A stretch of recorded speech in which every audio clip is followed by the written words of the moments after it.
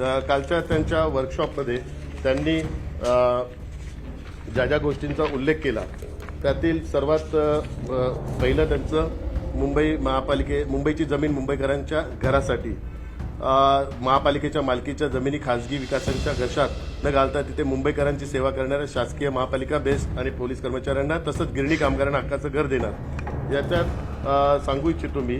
आणि मुंबई महापालिकेचं स्वतःचं गृहनिर्माण प्राधिकरण असेल। यात कायद्यात काय तरतूद आहे हे मी तुम्हाला सांगतो। मुंबई महानगरपालिका अधिनियम 1888 अंतर्गत मुंबईकरांना घरे बांधण्याची कुठलीच तरतूद नाहीये। राज्य शासनाचा अधिकार आहे। कलम 61 अनुसार सार्वजनिक आरोग्य, झोपडपट्टी सुधारणा तसेच स्वच्छता, राहणीमान सुधारणा ही महानगरपालिकेची जबाबदारी आहे। सद्यस्थितीत मुंबईकरांसाठी कुठलंही ठोस धोरण त्याकरता नाही आणि मुंबई महापालिका स्वतः एक प्राधिकरण आहे आणि अशावेळी गृहनिर्माण करता दुसरं प्राधिकरण मुंबई महानगरपालिका करू शकत नाही।